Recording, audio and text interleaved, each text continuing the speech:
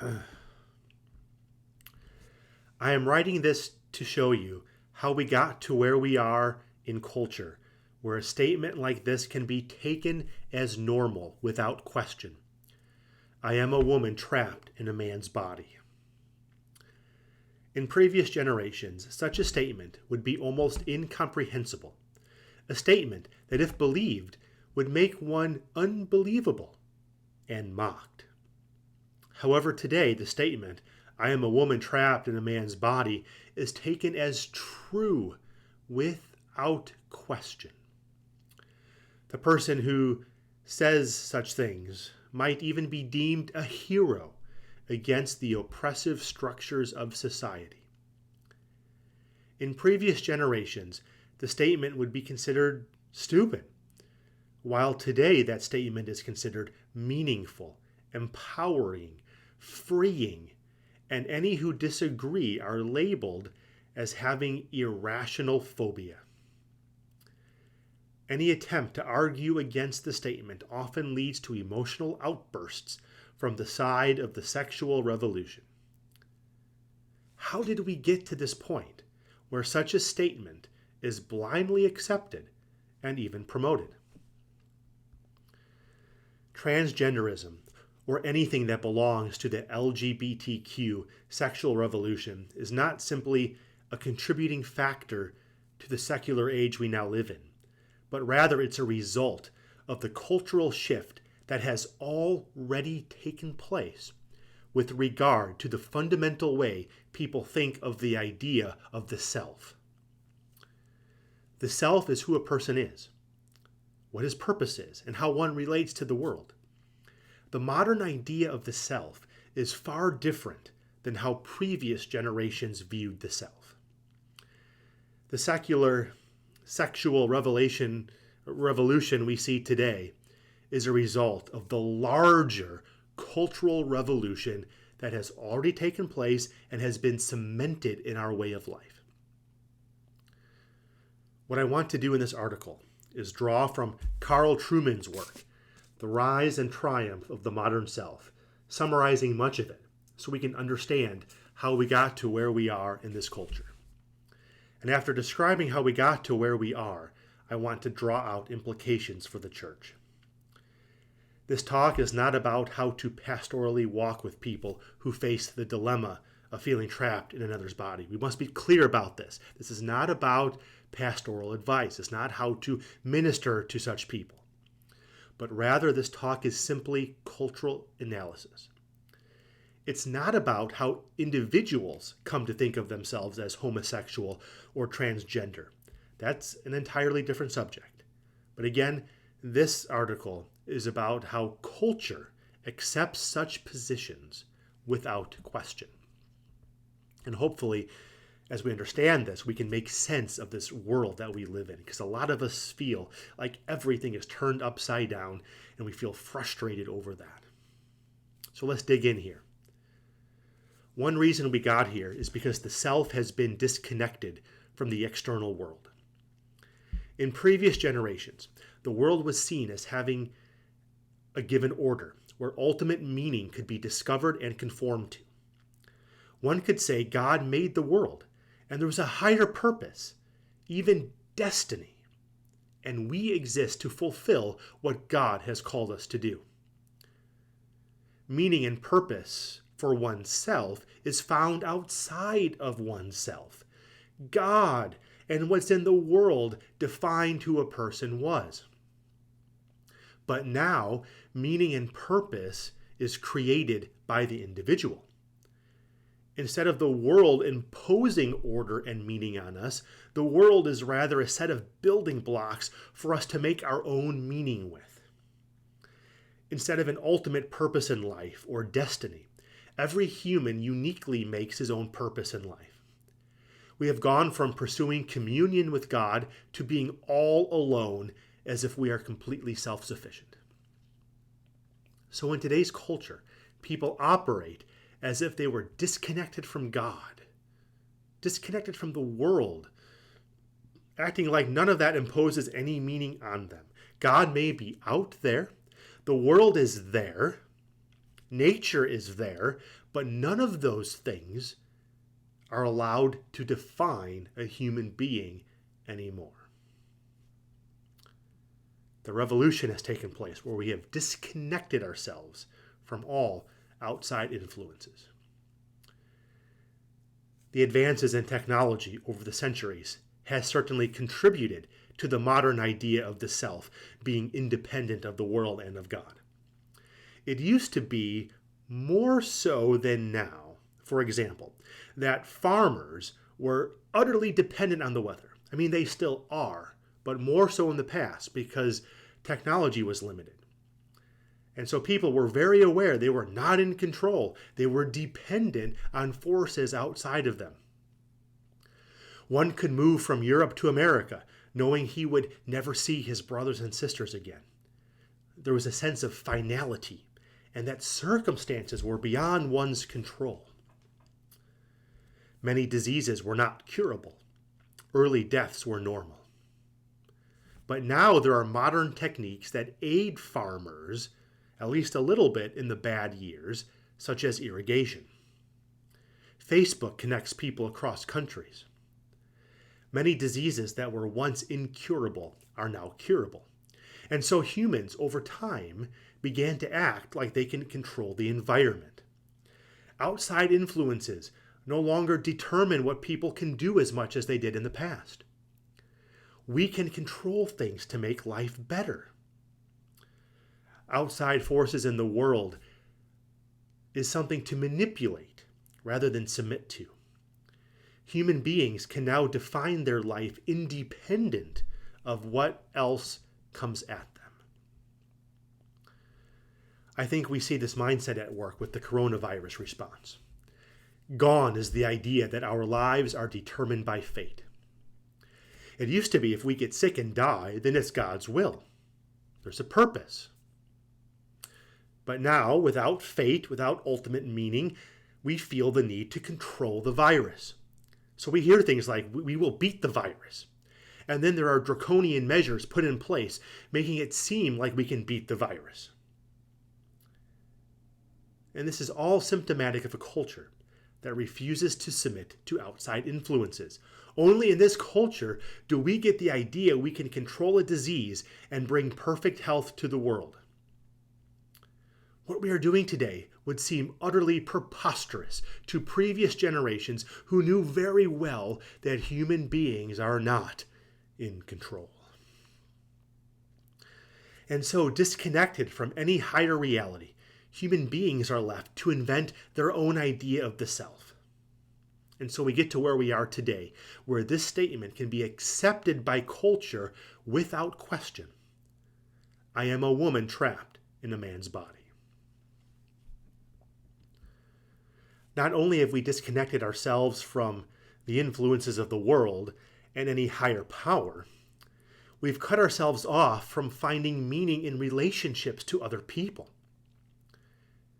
In previous generations, there were societal values, such as community, reputation, prestige. And now the value is simply the primacy of one's feelings. With the rise of the modern self is the rise of the psychological and therapeutic. Rather than look to the community to find one's place in life, one is driven entirely inward. If you were to ask someone over 100 years ago, is work satisfying? That person might answer in terms of the satisfaction of providing the family food, doing work that glorifies God, or following in the family trade. Now a person's sense of satisfaction in work comes primarily from how one feels about work. An ancient Athenian might say he is committed to the assembly. A medieval Christian might say he's committed to the church. A 20th century factory worker might say he's committed to the union. But today there tends to be commitment to the self, first and foremost. We have cut ourselves off from other people defining us.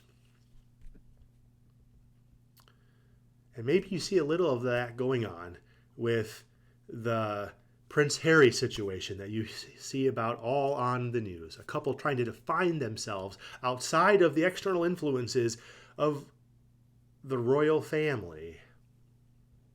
And they're trying to forge their own way. It's not about commitment to a higher cause, but what works for them. What's going on in the news there, I don't care about their lives, but it's symptomatic of the deeper things in this culture. And so therefore today, we see a skepticism towards institutions. Schools and churches used to be thought of as means to help a person live better in the world. Or schools and churches could help one find ultimate meaning, to situate himself in the wider universe. But now schools and churches have become mere platforms by which to express oneself, platforms of performance to be the authentic self. And hence, church commitment then is not valued anymore. Transcendent worship, where one is in awe of God, is replaced by how one feels about himself.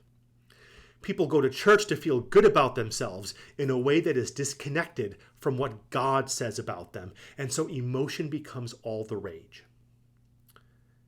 In such a culture, schools become safe places, rather than loving places where rebuke and correction can also happen. And so we see the rise of snowflakes and the push for politically correct language. If human beings are cut off from meaning imposed by other human beings, then anyone can be anything they want to be. What a person thinks and feels about himself is ultimate, and no one can tell him or her otherwise. But now the question arises, if anyone can be whoever they want to be, why do we see progressives trying to suppress dissenters? Wouldn't progressives give others the freedom, since they themselves want freedom to be who they are? Well, I think we can answer it like this. Even though this culture tries to separate oneself from others, imposing meaning on them, one cannot escape living in the world. And so we still need, to a certain extent, other people. But how do we need others without being dependent on them for meaning? The answer comes in the form of acknowledgement. Every person tries to determine their own meaning, but our intrinsic need for others leads people to feel the need to be affirmed. So a huge value is for one to be validated for his identity that he creates for himself. Anything less than full validation is abhorred. And full validation means not calling anything related to how a person feels about himself as wrong. Progressives react so violently towards dissenters because they've committed the intolerable sin. Dissenters don't validate others, which is tantamount to murder because so much premium is placed on each individual determining meaning for himself. Culture then becomes something that must meet an individual's psychological needs. One must not tailor his psychological needs to the culture, because that means a person is inauthentic. Everything must be geared toward affirming what the individual has decided for himself so he can be validated to the world. And we see these dynamics at play. For example, several years ago, in the lawsuit Craig versus Masterpiece Cake Shop. Craig and Mullins, a homosexual couple, wanted to buy a wedding cake, and Masterpiece Cake Shop refused to sell the cake on religious grounds. Craig and Mullins sued, claiming discrimination was shown. And initially, the Colorado court ruled in favor of Craig and Mullins, and Masterpiece Cake Shop was ordered to sell them a wedding cake. Eventually, the Supreme Court overturned the decision. But why was there a lawsuit? Why couldn't Craig and Mullins just go to a different bakery? Why couldn't they be content that Masterpiece Cake Shop would sell them anything else but a wedding cake? It's not like all services were refused. Well, for them and many others in the LGBTQ movement, it's not enough to buy a wedding cake somewhere else in town. One must be able to buy a wedding cake from anyone who caters towards a wedding, because the number one value is that individuals need to be affirmed and validated. The refusal to make one a wedding cake causes psychological harm, damaging the sense of the self that one has accepted for himself. The psychological well-being of a person is of utmost importance now that we have tried to disconnect ourselves from all outside meaning. So this is where we are at as a culture. The reason why someone can say with full acceptance, I am a woman trapped in a man's body, is because of the rise of the modern understanding of the self. And that understanding has become entrenched into the default way of thinking and living in this world. People take the modern idea of the self as assumed, and they live out its principles without even thinking about it. It's what's instilled in our culture's media. It's what's being infused into our children's minds just by living in this world. The LGBTQ movement and other concerning things of culture, that's not driving the culture change, but rather the LGBTQ movement and those other things are only possible because we already have cut ourselves off from any higher meaning. We will not let anything else define us. We've turned completely inward. It's expressive individualism. The rise of the psychological, the rise of the therapeutic culture as well. We've cut ourselves off and everything else follows from that principle. So what we see in our culture then is symptomatic of deeper issues, which includes that radical new way of understanding the self. This is the age of expressive individualism because such high value is placed on the psychological self. And anything that does not therapeutically affirm the sense of self is rejected.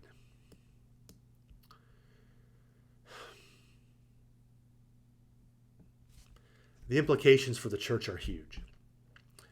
And I'll just touch on a brief few.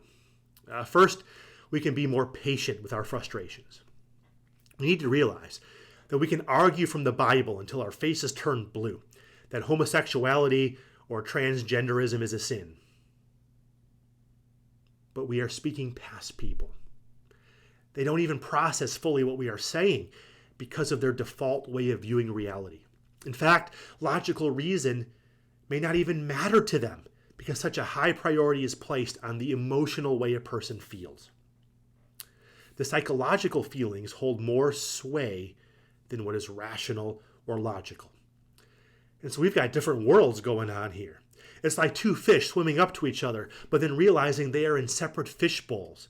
And that's why there's so much tension in America. You've got worlds colliding, two different views of the self, two different views of what defines the self, and they're clashing and living out their own principles. And we don't understand each other. We're speaking the same words, but we mean different things. And knowing this allows us to spend more time communicating, more time listening to each other. We can be patient. Of course, the world is not going to understand us. And we can take time to get to know someone, to encourage them to hear what they are saying, and then encourage them to hear really what we are saying. Second, we need to get used to the fact that hostility will be directed our way. The world will hate us for our positions. They will not tolerate any outside meaning to affect the self. And because the self is a factory of idols, they're not going to like it being challenged. So when we attack the self and try to propose a different way of looking at the world, they get very hostile. And so we live in a secular age. People will be skeptical of the church. More and more people will not go to church. Many nominal Christians will fall into performance-based Christianity. Churches will be smaller. It might seem like conversions are harder to get. We are not in Kansas anymore. Welcome to the secular age. Yes, it does look challenging and bleak. Third, we must be aware of these cultural shifts that have taken place so that we don't mix the Bible with culture. Too many Christians have taken this modern idea of the self as normal and good, and so they feel the need to revise what the Bible says about key matters. We need to realize that the modern idea of the self, cut off from all meaning as a wide acceptance, is unprecedented in history. And we must not ride the changing winds of culture. We will stand on the infallible, inerrant, and authoritative Word of God. And fourth, and finally, we can proclaim the gospel in a relevant way. This world craves validation. And this quest for validation is really a cry to be declared righteous. They want everyone else in the world to say that they are righteous, they are good inside. They want others to declare them righteous for what they have decided themselves to be. I think people crave acceptance so much because they know something is wrong with them deep down inside. And their search for meaning and significance inwardly only reveals more flaws. That's why they're so desperate for validation. They fear that people won't validate them. But there is a better validation than what the world can offer. I think the world's validation only leads to despair because it actually makes us slaves to people. Like the world thinks that we're being truer to ourselves by having to be validated by other people, but we're just making ourselves slaves. There's a better way. Look to Jesus, who gives us his righteousness. This is not a righteousness that comes from being yourself, not a righteousness that comes from coming out of the closet as a cultural revolutionary. It's not a righteousness that comes from people's validation, but it is a righteousness that comes from outside of us, from Jesus, who imputes to us his perfection because of the cross. I think if we start with Jesus and the cross, we can offer the world something far more meaningful and satisfying than anything than what culture can give. So that's where we make our stand, on Christ, on the cross. And much more can be said, but we are already pushing time, and we will continue on in this series soon. So for now, goodbye.